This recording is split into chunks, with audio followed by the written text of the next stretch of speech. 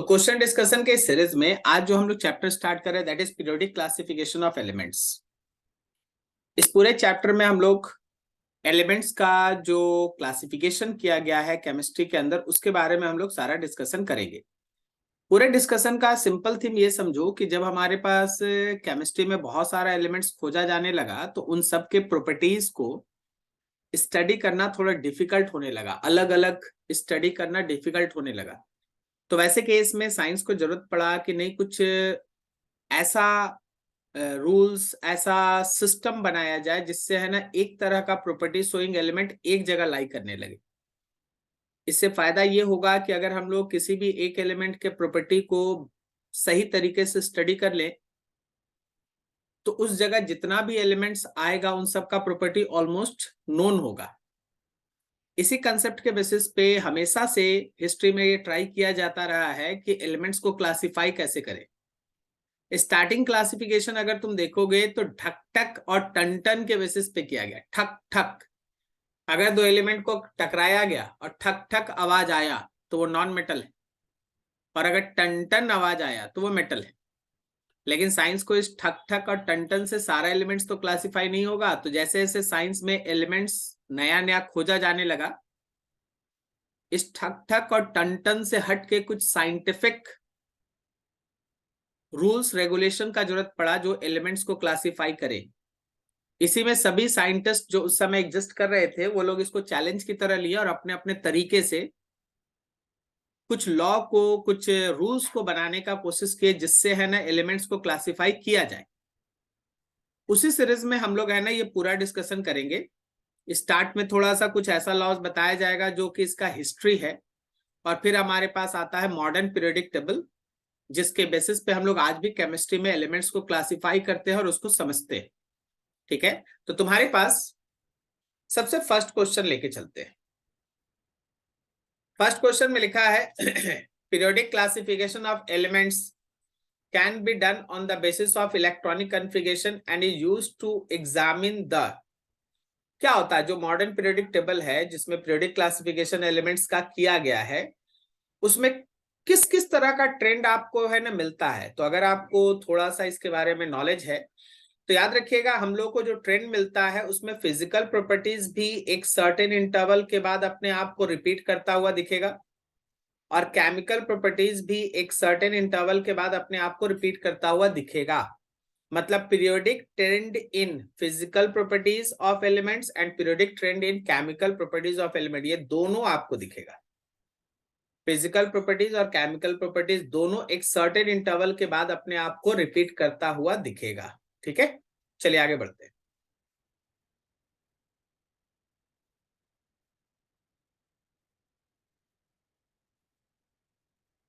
Next आपके पास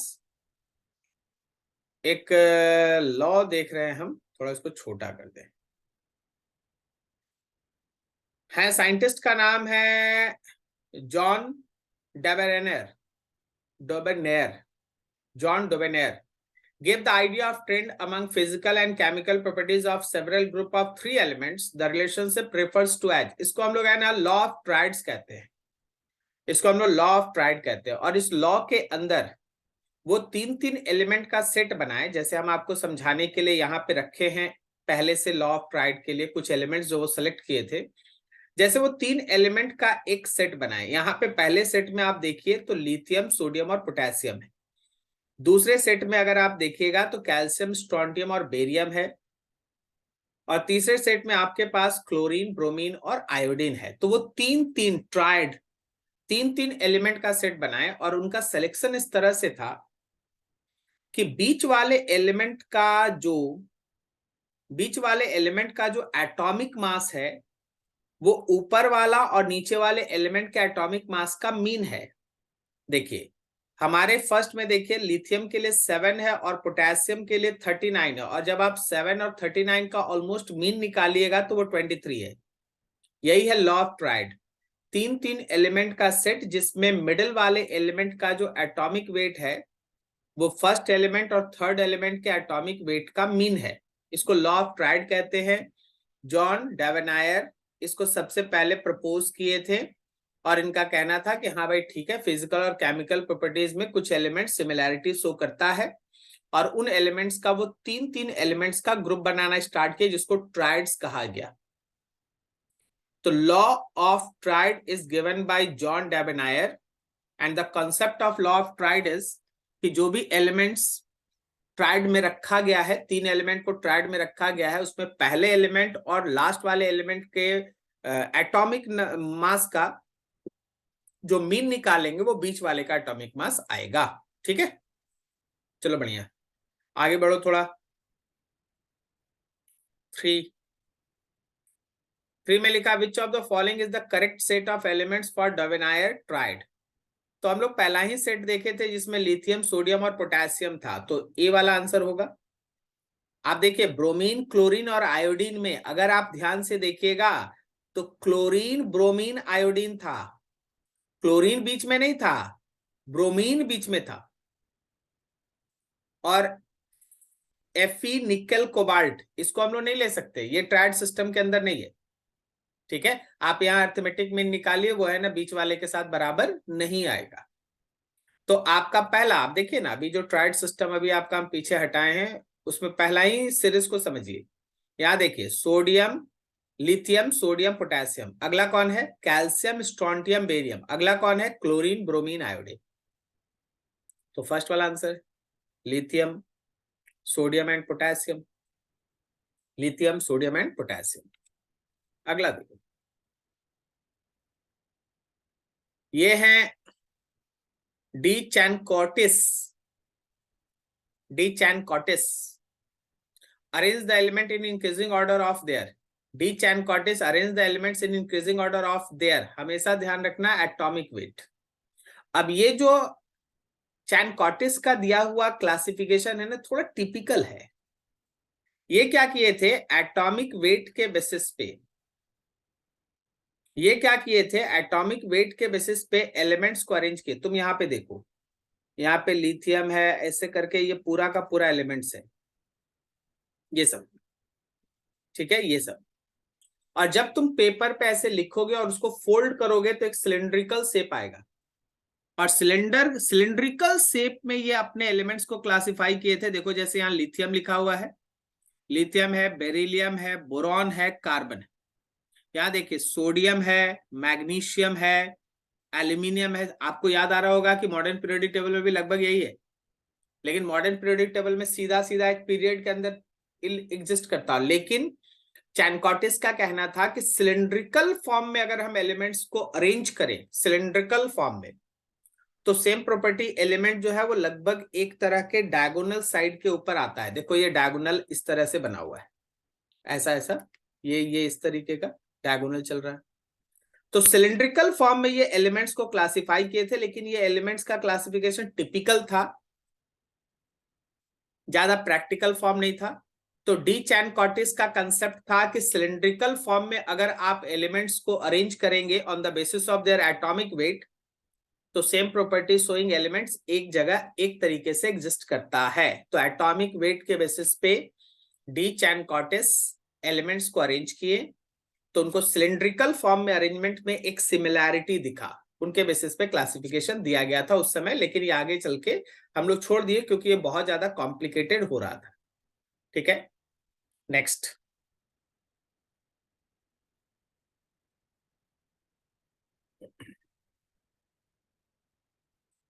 Newland law of octaves. इनका कहना था कि अगर हम लोग एलिमेंट्स को एक सर्टेन इंटरवल पे अरेंज करें तो 8 एलिमेंट के बाद similar property showing element repeat होता है। Similar property showing element repeat, इसी को ऑक्टेव्स कहते हैं, ऑक्टेव्स। 8 इंटरवल के बाद सिमिलर प्रॉपर्टी शोइंग एलिमेंट्स अपने आप को क्या बोलते हैं रिपीट करता है। This is Newland law of octaves. जैसे देखो हाइड्रोजन से तुम चलो, हाइड्रोजन से तुम lithium, beryllium, boron, carbon, nitrogen, oxygen तक गया, लेकिन फिर आ गया फ्लोरीन। फ्लोरीन का बहुत सारा प्रॉपर्टी हाइड्रोजन के साथ सिमिलर है। फिर फ्लोरीन से आप आगे बढ़े 8वां एलिमेंट के बाद जब आया क्लोरीन, तो फिर फ्लोरीन और क्लोरीन का प्रॉपर्टी बहुत ज्यादा सिमिलर है। तो 8-8 के इंटरवल पे अगर एलिमेंट्स को अरेंज किया जाए तो सेम प्रॉपर्टी शोइंग एलिमेंट एक जगह एग्जिस्ट करता है। ये है न्यूलैंड का लॉ ऑफ ऑक्टेव्स। तो भाई आप देखिए सामने, हमारे लिथियम के साथ प्रॉपर्टी में सिमिलैरिटी किसका है? हमारे लिथियम के साथ प्रॉपर्टी में सिमिलैरिटी किसका है? तो सबसे अच्छा सिमिलैरिटी आपके सोडियम का है। अगर चाहेंगे तो हम लोग है ना पोटेशियम भी टिक कर सकते हैं, लेकिन ये दोनों हो सकता है, लेकिन sodium is the best answer क्योंकि वो उसके नजदीक है। लिथियम का प्रॉपर्टी सोडियम के साथ सिमिलर है, सोडियम का प्रॉपर्टी पोटेशियम के साथ सिमिलर है। तो चाहो तो आप लिथियम और पोटेशियम भी बोल सकते हो, लेकिन एक चुनना है तो सोडियम चुनो। इसको लॉ ऑफ ऑक्टेव्स भी कहते हैं। क्या बोले? 8-8 के इंटरवल पे अगर एलिमेंट्स को अरेंज किया जाए तो सेम प्रॉपर्टी शोइंग एलिमेंट एक जगह आता है। This is law of octaves. ये लॉ ऑफ ऑक्टेव्स है। थोड़ा और आगे बढ़ो। ये बहुत ही कॉम्प्लिकेटेड उस समय है ना एक कंसेप्ट दिया गया था लूथर मेयर का। वो है ना एटॉमिक वॉल्यूम और एटॉमिक मास ऑफ एलिमेंट्स में, एटॉमिक वॉल्यूम और एटॉमिक मास ऑफ एलिमेंट्स के अंदर आपको एक ग्राफ बनाए। उस ग्राफ में अगर आप देखिएगा तो बहुत सारा up and down up and down up and down up and down top of similarity आपको एग्जिस्ट करेगा। ठीक है, तो ये ग्राफ किसके बीच था? एटॉमिक वॉल्यूम के बीच और एटॉमिक मास के बीच। जब आप एटॉमिक वॉल्यूम को एटॉमिक मास ऑफ एलिमेंट के रिस्पेक्ट में प्लॉट करते हैं, वर्टिकल एक्सिस पे एटॉमिक वॉल्यूम, हॉरिजॉन्टल एक्सिस पे एटॉमिक मास को जब आप प्लॉट करते हैं तो कुछ इस तरह का सिमिलैरिटी इन प्रॉपर्टीज आपको ग्राफ के अंदर दिखता है। तो एटॉमिक वॉल्यूम बोलो तो सारा फिजिकल प्रॉपर्टीज इसके ऊपर डिपेंड करता है,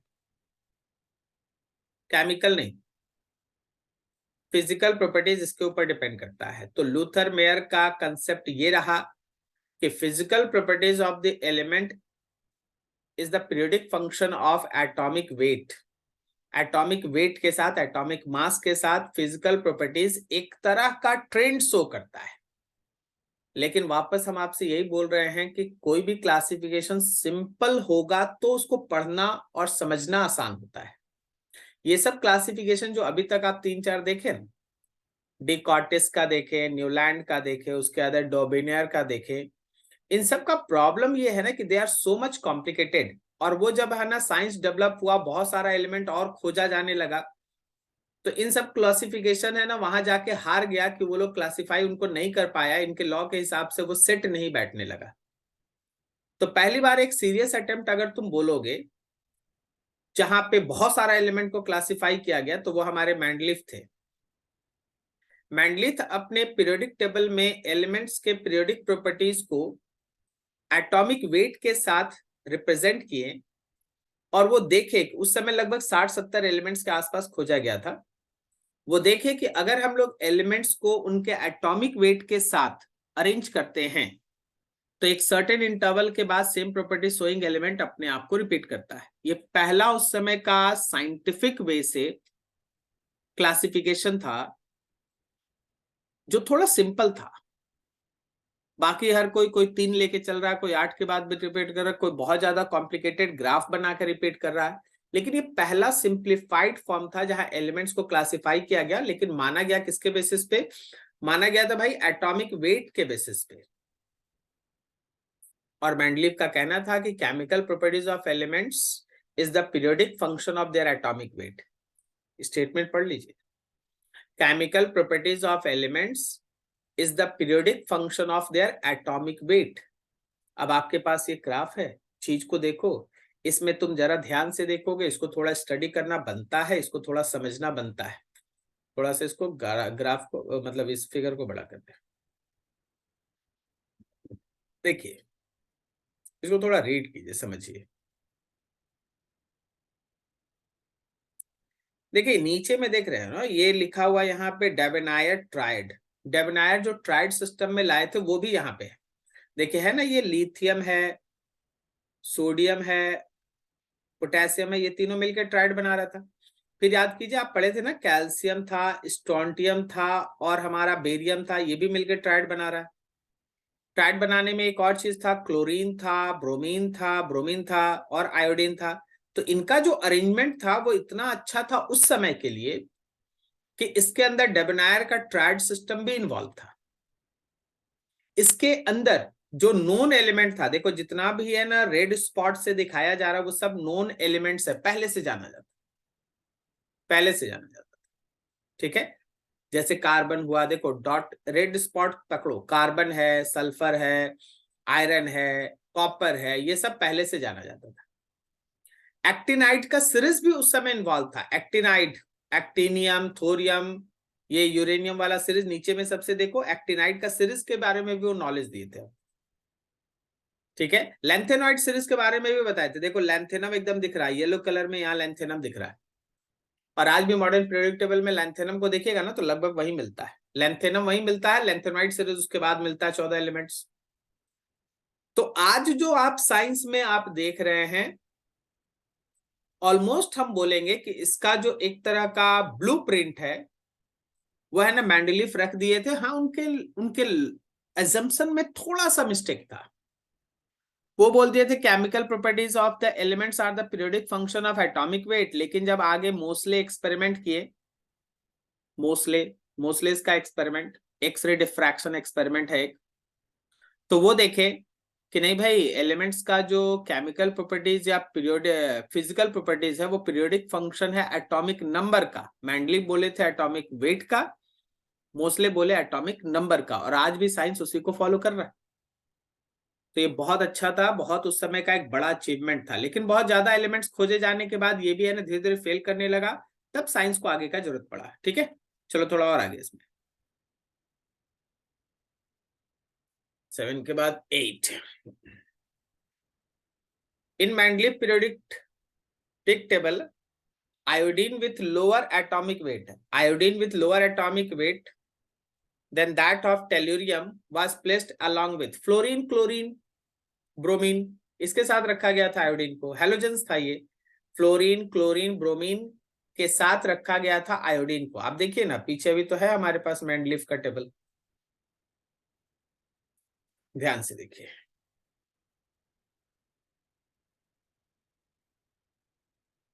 देखिए फ्लोरीन क्लोरीन वाला सीरीज, इस सीरीज को देखिए, यहाँ पे देखिए ये 7 नंबर वाला फ्लोरीन है, क्लोरीन है, मैग्नीज, ब्रोमीन, इसी में आयोडीन रखा गया है टेल्यूरियम के टेल्यूरियम के बाद यहाँ आयोडीन रखा हुआ है।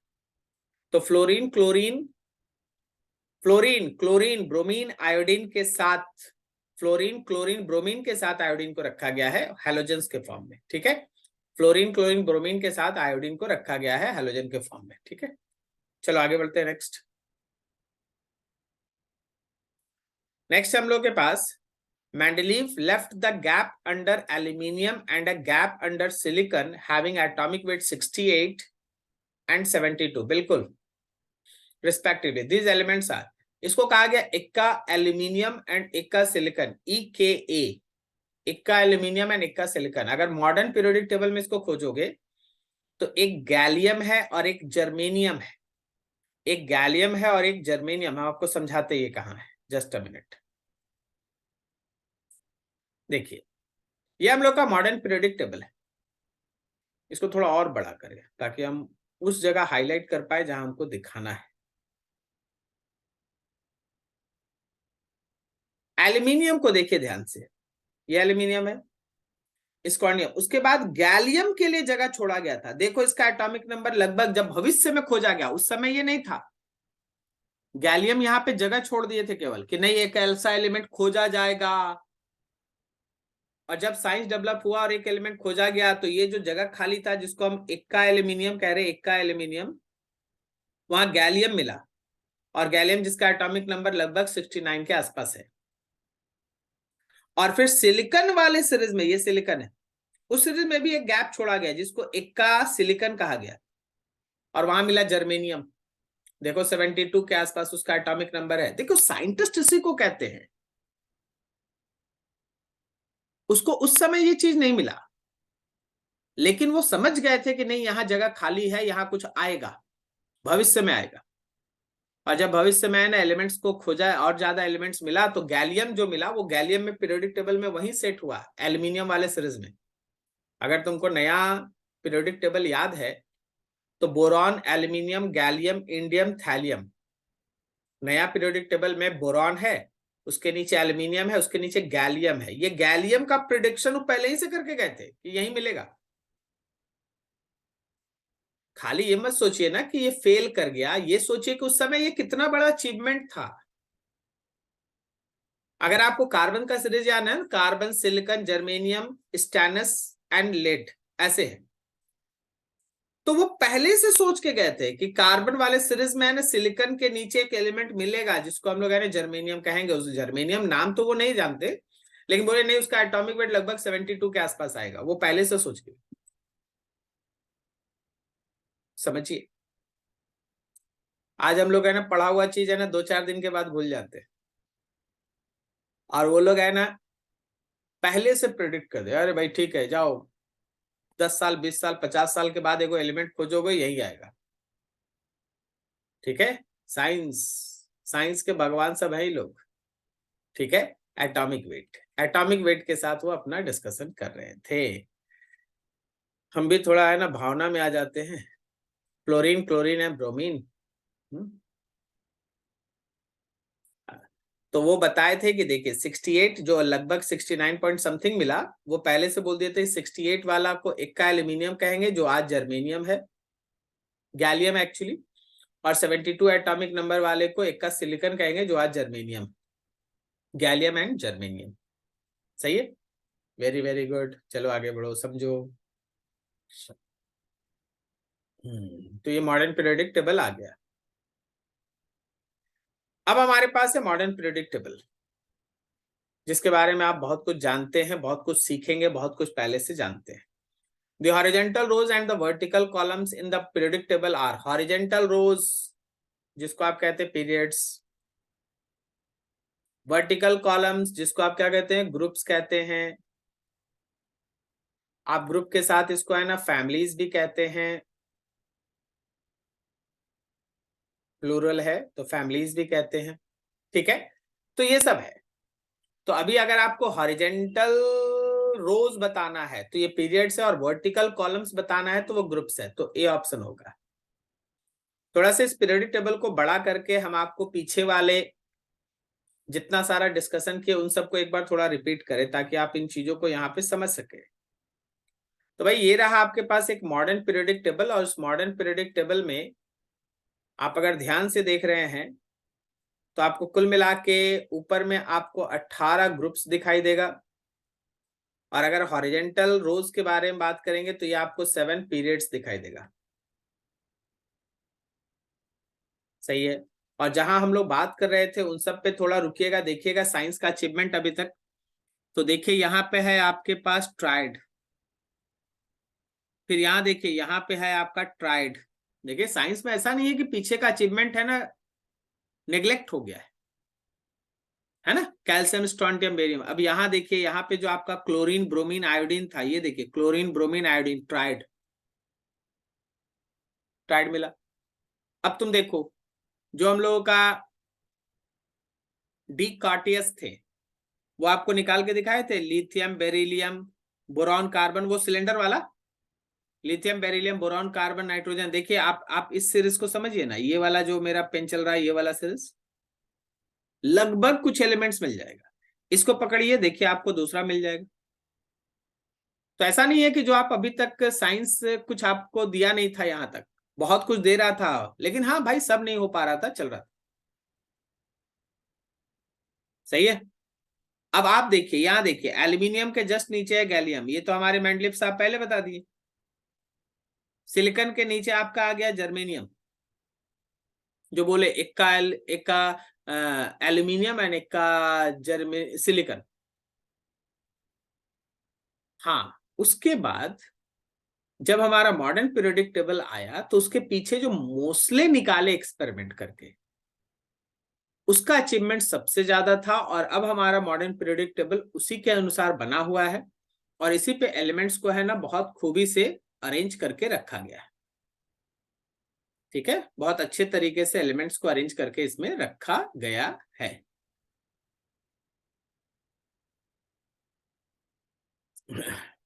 चलो आगे बढ़ते हैं।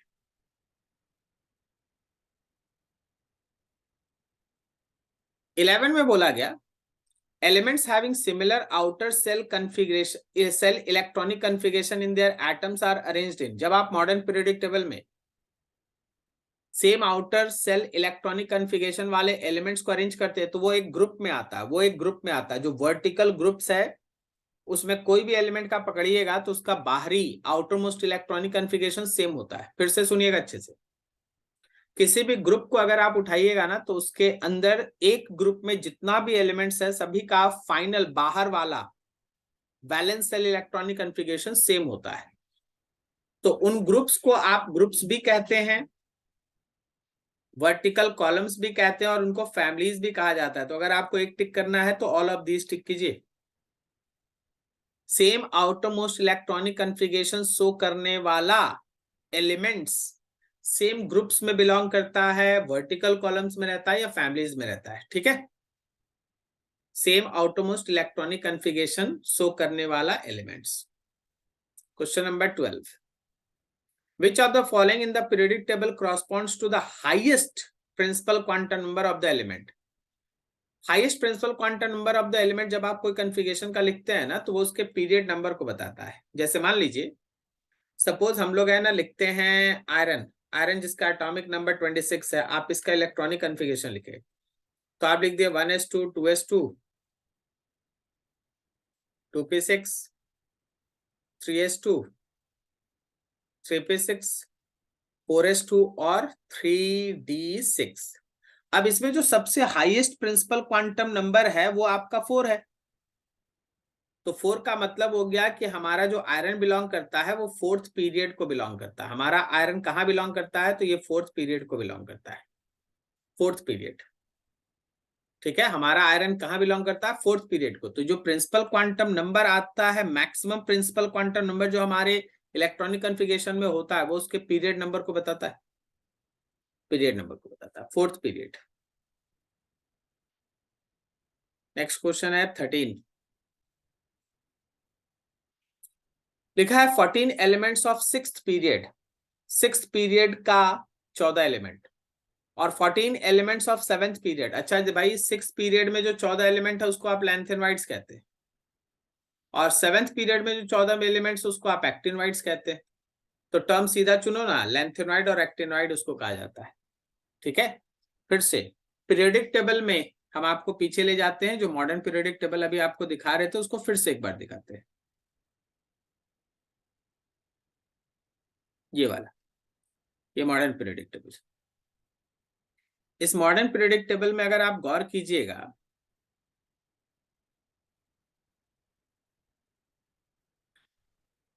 तो 6th पीरियड में लैंथेनम के बाद, यहाँ लैंथेनम होगा, ये जो बीच का गैप है, बीच का गैप यहाँ नहीं, ये वाला थोड़ा गलत हम सर्कल कर दिए, ये नहीं, जो बीच का ये 14 एलिमेंट्स का गैप रखा गया है ना वो ये है, और यहाँ पे जो गैप छोड़ा गया है वो ये है। तो ये हम लोग के पास हो गया लैंथेनोइड सीरीज और ये हो गया हम लोग का actinoid series, lanthanoid series, actinoid series. ठीक है, तो 6th पीरियड में जो 14 एलिमेंट पीरियोडिक टेबल से बाहर निकाल के रखा गया उसको लैंथेनोइड सीरीज कहते हैं और 7th पीरियड में जो 14 एलिमेंट्स हमारे सीरीज से बाहर निकाल के रखा गया उसको एक्टिनोइड सीरीज कहते हैं, लैंथेनोइड एंड एक्टिनोइड्स।